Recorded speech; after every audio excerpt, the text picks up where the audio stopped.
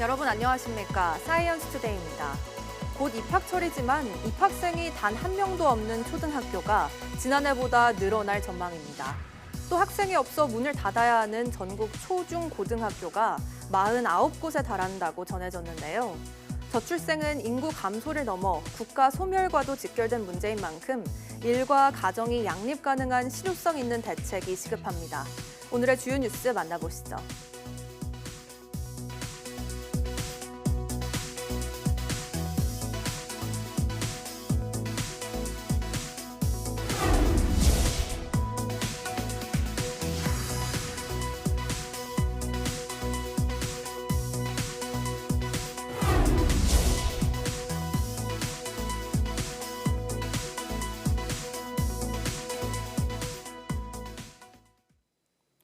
메마른 날씨가 이어지면서 전국 곳곳에서 산불이 속출하고 있습니다.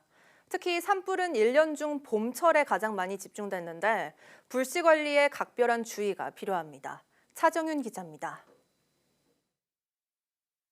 산등성이 사이로 하얀 연기가 뿜어져 나옵니다. 전국 대부분 지역에 건조특보가 발표됐던 금요일. 하루에만 강원 강릉과 충북 제천 등 곳곳에서 8건의 산불이 접수됐습니다. 겨우내 바싹 마른 땅에 바람까지 강하게 불면서 불씨가 옮겨 붙기 쉬운 환경이 만들어진 겁니다. 이처럼 산불 위험이 큰 봄철이 다가오면서 정부가 각별한 주의를 요청했습니다. 최근 10년 동안 산불 발생 현황을 살펴보면 봄철인 3월과 4월에 전체 산불의 46%가 집중됐고 피해 면적도 전체의 86%에 이르는 것으로 집계됐습니다. 원인별로는 입산자 실화가 171건으로 가장 많고 쓰레기 소각과 논밭 소각 등이 그 뒤를 이었는데 대부분 부주의로 인한 실화였습니다. 산에 들어가실 때는 라이터나 성냥, 버너 이런 인화 물질을 휴대하고 들어가지 않는다는 걸 갖다 기본 상식으로 익혀야 되고, 산림당국은 사소한 부주의나 실수로 인한 산불이라도 법적 처벌을 받을 수 있다며 불씨 관리에 주의를 요청했습니다. 최근 10년 동안 산에 불을 낸 혐의로 붙잡힌 사람은 모두 2,100여 명에 달했습니다. YTN 차정윤입니다. 전국적으로 건조함이 심해지면서 서울을 포함한 수도권과 충청, 전남 지역에 산불 위기경보 주의 단계가 내려졌습니다. 산림청은 어제 오후 6시를 기준으로 경기 일부를 제외한 수도권 전역과 충청, 영남, 구례 등 전남 5곳에도 산불 재난 국가 위기경보 주의 단계를 확대 발령했다고 밝혔습니다. 또 추위가 점차 풀리면서 등산객이 늘고 농사철을 앞두고 소각이 늘어날 것으로 보인다며 산 주변에서는 불씨를 절대 사용하지 말아달라고 각별한 주의를 당부했습니다. 산불 위기경보 단계는 위험 정도에 따라 관심, 주의, 경계, 심각 순으로 발령합니다. 경기도 북부 소방재난본부는 봄철 화재 절반이 부주의로 발생한다며 담배꽁초와 음식물 조리 과정에서 불이 나지 않도록 주의해야 한다고 강조했습니다. 지난 2020년부터 지난해까지 경기 북부 지역에서 봄철 화재는 3,340건 발생했는데 이 중 부주의로 발생한 화재가 절반이 넘는 1,756건으로 조사됐습니다. 부주의로 발생한 화재 중에서는 담배꽁초 화재가 41.8%로 가장 비중이 높았습니다. 소방당국은 봄철에 산불이나 임야 화재도 늘어나는 경향이 있다며 인접 지역 주민들에게 산불 발생 시 행동 요령을 안내하는 등 예방 활동을 집중적으로 추진할 예정이라고 밝혔습니다. 동해안 특산 어종인 대문어는 양식이 어려워 자연산에만 의존해 왔습니다. 국내 연구진이 수조에서 부화한 대문어를 1년 넘게 키우는 데 성공해 양식 가능성이 한층 커졌습니다. 송세혁 기자입니다. 수조 속 어린 대문어가 다리를 꿈틀거리며 천천히 움직입니다. 부화 직후 1cm에 불과했던 몸 길이는 1년 만에 8cm 넘게 자랐습니다. 빨판이 뚜렷한 8개 다리와 둥근 몸통, 완연한 문어 형태를 갖춰가고 있습니다. 국내 연구진이 7년간 연구 끝에 부화한 대문어 18마리를 1년 이상 키우는 데 성공했습니다. 일본과 미국에서도 1년 이상 키운 사례는 있지만 국내에서는 처음입니다. 기술적 난이도가 높고 대문어의 초기 생태학적 정보가 매우 부족하기 때문에 사육 조건을 밝혀내는 부분에 어려움이 있었습니다. 산란 후 6달 만에 부화한 대문어 유생 2천여 마리도 연구소에서 한 달 넘게 사육 중입니다. 강원과 경북 북부 동해안에서 잡히는 냉수성 어종인 대문어는 최근 어획량이 한 해 1,300톤대까지 떨어졌습니다. 이런 상황에 양식이 본격화하면 어린 문어 방류를 통해 자원이 늘어나고 가격도 안정될 것으로 기대됩니다. 어민 입장에서는 아무래도 기대 효과가 좀 없지 않아 있죠. 왜냐면은 어획량 이제 부족했던 부분을 좀 채워주지 않을까. 연구진은 어린 대문어를 알을 낳을 수 있는 어미로 키우는 전주기 양식 기술 개발에 주력할 계획입니다. YTN 송세혁입니다. 중국 연구진이 사람에게 전파 가능성이 있는 신종 박쥐 코로나 바이러스를 발견했다고 홍콩 사우스차이나 모닝포스트가 보도했습니다. 보도에 따르면 중국 과학원 우한 바이러스 연구소 연구원들은 지난 18일 생명 분야 권위지인 셀에 게재한 논문을 통해 새로운 코로나 바이러스를 발견했다고 밝혔습니다. 이 바이러스는 코로나19를 유발하는 바이러스와 같은 인간 수용체를 통해 침투할 수 있어 동물에서 사람으로 전파될 위험이 있습니다. 또 지난 2012년부터 지난해 5월까지 전 세계에서 환자 2,600명이 확인돼 이 가운데 36%가 숨진 중동 호흡기 증후군, 이른바 메르스를 일으키는 코로나 바이러스 계열과도 밀접한 관련이 있다고 소개했습니다. 연구진은 다만 코로나19 바이러스처럼 인간 세포에 쉽게 침투하지는 못한다고 설명했습니다. 그러면서 인간에게서 검출된 것이 아니라 실험실에서 확인된 것일 뿐이라며 인간 집단 안에서 출현할 위험이 과장돼선 안 된다고 강조했습니다. 극심한 고통을 느끼는 환자가 의사의 도움을 받아 스스로 죽음을 선택하는 조력 존엄사에 대해 국민 10명 가운데 8명이 찬성한다는 조사 결과가 나왔습니다.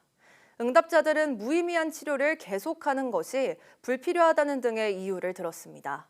윤웅성 기자가 보도합니다. 지난해 강원 홍천에서 뇌종양에 걸린 70대 부인으로부터 죽게 해달라는 부탁을 받은 남편이 농약을 먹여 아내를 살해했습니다. 지난 2021년 광주에서도 암투병 통증을 호소하는 동거인을 살해하는 사건이 벌어졌습니다. 이런 일이 발생할 때마다 말기 환자들에 대한 존엄사 논의가 되풀이됐는데 국민 10명 중 8명이 조력 존엄사에 찬성한다는 조사 결과가 나왔습니다. 한국보건사회연구원의 자료를 보면 의사가 준비한 약물을 스스로 주입하는 등의 방식으로 생을 마감하는 조력 존엄사에 대해 응답자 82%가 동의한다고 답했습니다. 조력 존엄사를 동의하는 이유에 대해서는 무의미한 치료를 계속하는 게 불필요하다는 의견이 41.2%로 가장 많았고 인간은 자기 죽음을 결정할 권리가 있다는 등의 응답이 잇따랐습니다. 반대하는 이유로는 생명을 경시할 위험이 있다는 답변이 절반 가까이 차지해 가장 많았습니다. 말기 환자가 됐을 경우 연명 의료를 중단할 의향이 있다는 응답은 91.9%로 나타났습니다. 좋은 죽음을 맞이하기 위해 가장 중요한 요소로는 통증을 가급적 느끼지 않아야 한다는 응답이 20.1%로 가장 많았는데 가족이 병수발을 오래 하지 않고 경제적 부담을 느끼지 않도록 하는 것이 중요하다는 답변이 뒤를 이었습니다. 네덜란드와 스위스 등 서구권 국가들을 중심으로 존엄사를 허용하고 있는 가운데 우리 국회에서도 여러 차례 관련 법안이 발의됐지만 구체적인 논의는 이뤄지지 않고 있습니다. YTN 윤홍성입니다. 세균 감염으로 인한 질병에 걸리면 항생제를 처방해 치료하는데 국내에서는 감기에도 항생제가 처방되는 등 여전히 항생제 오남용이 문제가 되고 있습니다.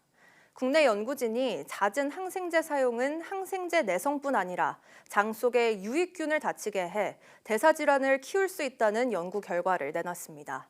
임늘솔 기자가 보도합니다. 세균의 증식과 성장을 억제하는 항생제. 복용하면 증상이 빠르게 완화되기 때문에 의사가 처방하지 않아도 환자가 먼저 요구하는 경우도 있을 정도입니다. 조사 결과 15세 미만 소아청소년에게는 성인보다 약 2배 많은 항생제가 사용된 것으로 나타났습니다. 또 중증 환자로 인한 항생제 사용이 많은 상급 종합병원보다 오히려 일반 병원이 항생제를 더 사용하고 있었습니다. 실제로 잦은 항생제 사용이 장내 세균에 부정적인 영향을 준다는 사실이 밝혀졌습니다. 대장에 사는 유익균 아커만시아는 비만과 당뇨 등 만성 질환을 완화하는 역할을 하는데 항생제를 만나면 유익균이 손상을 입어 제대로 된 기능을 하지 못하는 겁니다. 또 뒤실험을 통해 유익균이 투입된 쥐는 비만과 대사질환으로부터 보호받았지만 돌연변이 유익균이 투입된 쥐는 건강이 빠르게 나빠지는 걸 확인했습니다. 두 그룹을 나눠가지고 쥐를 한 그룹에는 그 정상균을 주입을 하고 또 한 그룹에는 그 돌연변이균을 주입을 해서 똑같이 대사질환을 유발하는 사료를 먹였을 때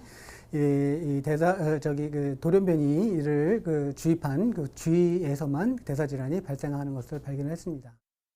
즉 항생제로 인해 유익균이 변이되면서 건강보호 기능을 잃고 이는 대사질환 증가로 이어질 수 있다는 겁니다. 연구팀은 지금까지 항생제 사용이 장내 세균의 수를 줄인다는 사실만 알려졌는데 이번 연구를 통해 항생제가 돌연변이를 만들어 유익균의 활동을 방해한다는 것을 증명했다는 데 의미가 있다고 설명했습니다.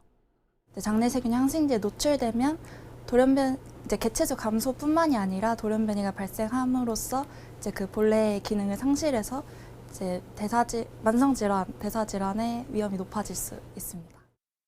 연구팀은 이번 연구가 대사질환의 조기 진단과 치료에도 활용될 수 있을 것으로 기대했습니다. 또 이번 연구 결과를 활용해 개인별 대사질환 취약성을 예측할 수 있다면서 후속 연구를 통해 다른 유익균들의 돌연변이주 영향력도 밝혀낼 계획입니다. YTN 사이언스 임늘솔입니다.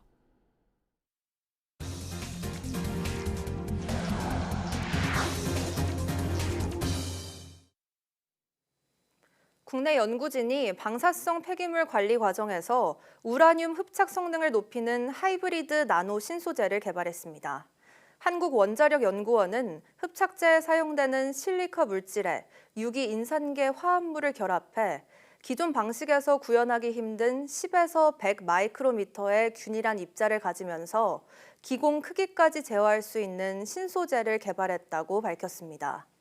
연구팀은 이번 기술이 흡착제 1g당 136mg의 우라늄을 흡착할 수 있는데 현재 상용화 제품의 최고 성능과 같은 수준이라고 설명했습니다. 또 우라늄 자원 회수, 방사성 물질로 오염된 폐수 관리, 약물 전달 문질 등 다양한 분야에서 활용할 수 있는 원천 기술이라고 덧붙였습니다. 세계 시장에서 중국의 TV 출하량이 처음으로 우리나라를 앞선 가운데 매출 격차도 빠르게 줄어들고 있습니다. 시장 조사업체 옴디아는 출하량을 기준으로 지난해 중국의 TV 브랜드 TCL과 하이센스, 샤오미의 합산 점유율이 31.3%를 기록해 삼성전자와 LG전자의 점유율 28.4%를 앞질렀다고 밝혔습니다. 중국 TV 브랜드의 점유율이 30%대를 넘은 것은 이번이 처음으로 한국 브랜드 점유율은 꾸준히 하락해 지난 2023년 이후 30%대를 밑돈 것으로 조사됐습니다.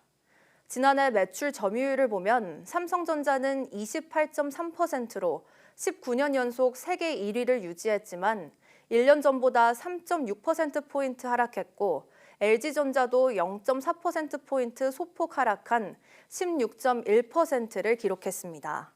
반면 중국 TCL의 매출 점유율은 1년 전보다 5%포인트 늘어난 12.4%를, 하이센스 역시 10.5%를 기록하며 우리나라 기업과의 매출 격차를 좁혔습니다. 업계에서는 중국 업체들이 정부의 전폭적 지원을 발판으로 저가 시장 중심의 물량 공세를 이어오고 있는 만큼 적극적인 대응이 필요하다는 주장이 나왔습니다. 중국의 반도체 기초 역량이 우리나라 기술 수준을 대부분 뛰어넘었다는 전문가 설문 결과가 나왔습니다.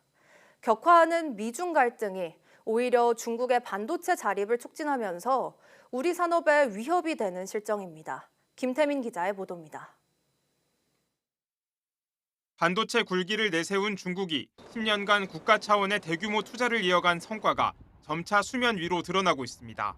지난해 국내 전문가 설문 결과 중국은 거의 모든 반도체 기술 분야에서 우리나라 기초 역량을 앞지른 것으로 나타났습니다. 국내 업체가 강점이 있던 메모리 분야나 전략적 가치가 높은 센서 분야에서 2년 만에 역전을 허용한 것이 특히 뼈아픈 대목입니다. 중국은 상당히 많은 금액의 연구개발비가 학교 또는 연구기관에 지원되는 걸로 알고 있고요. 인재 확보와 원천 기술, 결국 그게 산업의 기반이 되거든요. 반도체 기초 연구와 설계 분야에서는 미국, 타이완 등 주요국 중 최하위를 기록해 미래 기술 경쟁력 확보에도 비상이 걸렸습니다. 저출산으로 학생 수는 줄고 석박사 진학률은 감소하는 등 인재 확보도 쉽지 않은 상황입니다. 미국 트럼프 행정부가 내세우는 보호 무역주의도 걸림돌입니다. I'm going to be announcing tariffs on cars and semiconductors and chips and pharmaceuticals, drugs and pharmaceuticals and lumber probably and some other things over the next month or sooner. 중국산 반도체에 대한 미국의 견제가 공급망에 얽혀있는 우리 업체에도 타격을 줄 가능성이 큽니다. 반면 중국은 미국과의 갈등을 계기로 반도체 장비 국산화 등의 속도를 내는 동시에 원천 기술 확보에도 더욱 힘을 쏟고 있습니다. 최근에는 장비를 많이 국산화했지만은 이 미국이나 이제 서방이 견제하려고 하는 그런 부분이 있다면은 중국은 그런 부분을 다 대체하려고 더 노력할 거라고 생각이 됩니다. 그동안 우리 경제를 이끌어온 반도체 산업이 국제 정세와 맞물려 격변을 거듭하는 상황. 경쟁력을 꾸준히 지킬 수 있도록 핵심 우위 분야를 선정해 육성하는 중장기적 전략 수립이 시급해 보입니다. YTN 김태민입니다. 중국 생성형 인공지능 딥시크에 대한 개인정보 유출 우려가 커지면서 오픈 AI의 챗 GPT 국내 사용자가 크게 늘어난 것으로 나타났습니다. 데이터 플랫폼 기업 IGA웍스의 모바일 인덱스 자료를 보면 챗 GPT의 모바일 주간 활성 이용자는 이달 들어 200만 명을 넘어섰습니다. 이달 첫째 주에 처음 200만 명을 넘어섰고 지난주에는 209만여 명으로 상승세를 이어갔습니다. 딥시크 등장 초반에는 챗 GPT와 가입자가 동반 상승하면서 경쟁이 심화할 것으로 예측됐지만 정부와 공공기관, 민간 기업을 중심으로 사용 금지 움직임이 확산하자 챗 GPT가 반사 이익을 누린 것으로 분석됩니다.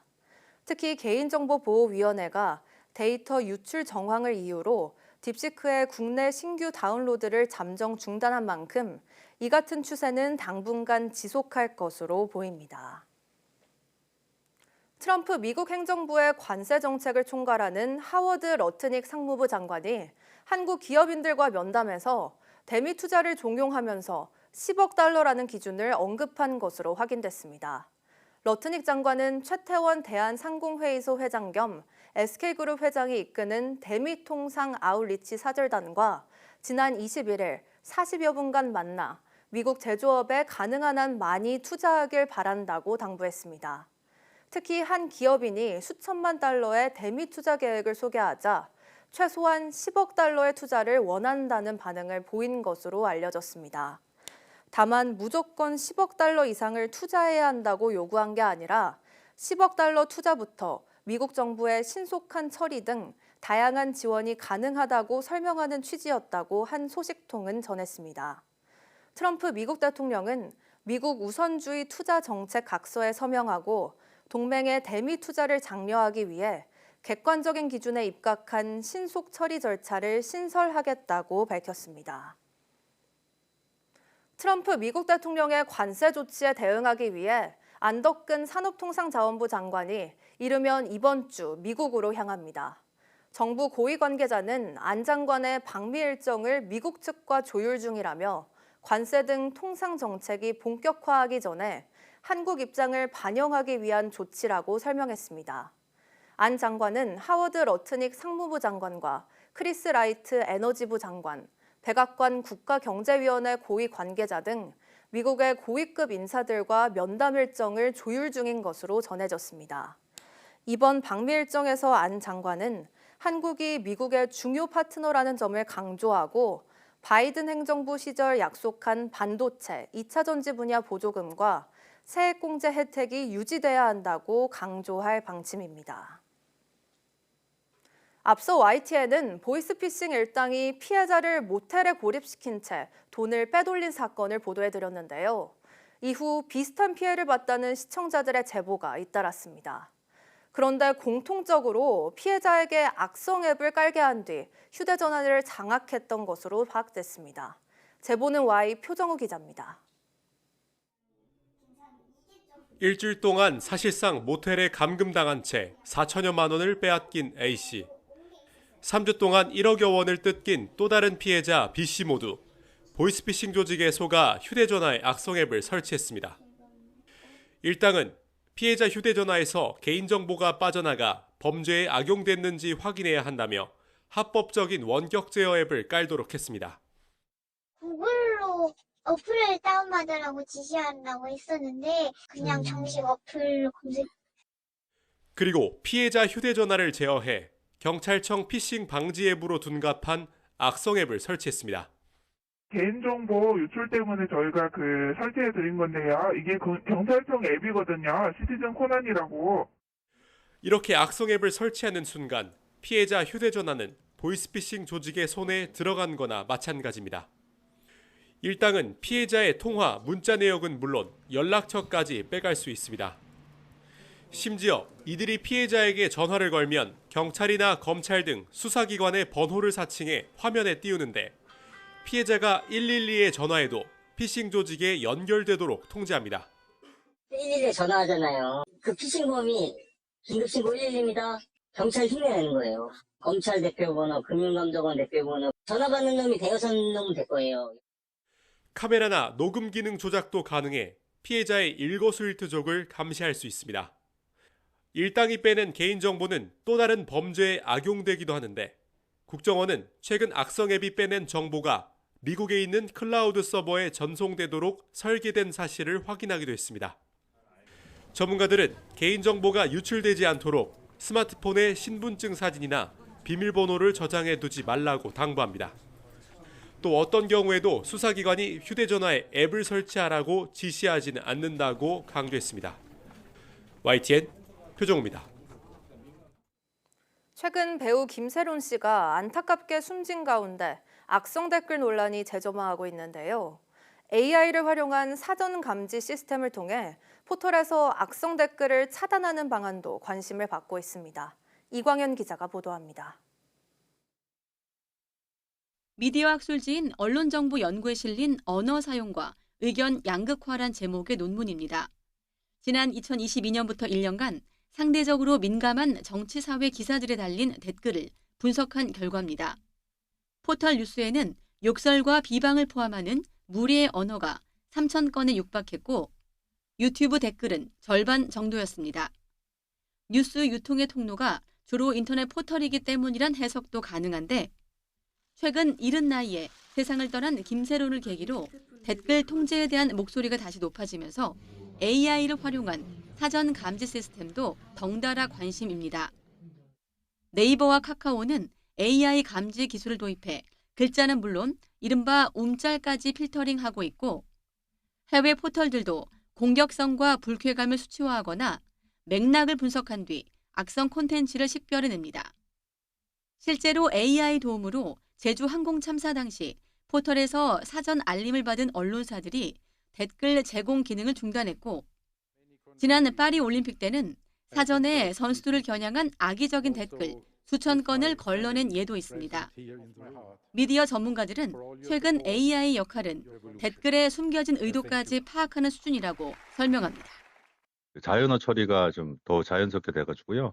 그 숨겨진 의도를 파악하는 수준까지 올라왔거든요. 욕설이나 비하나 혐오 같은 좀 차별적인 발언 같은 경우를 이게 한번 확산되면 끝이잖아요. AI는 이게 자동적으로 이제 검증을 할 수 있기 때문에 특히 악성 댓글을 통제하는 AI 기술을 고도화하기 위한 투자를 늘려 반복되는 사고를 막아야 한다는 지적도 나옵니다. YTN 이광현입니다.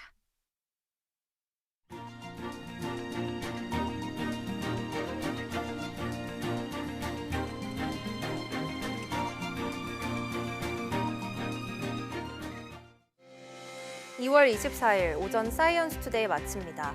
오후 뉴스도 많은 시청 바랍니다. 시청해주신 여러분 고맙습니다.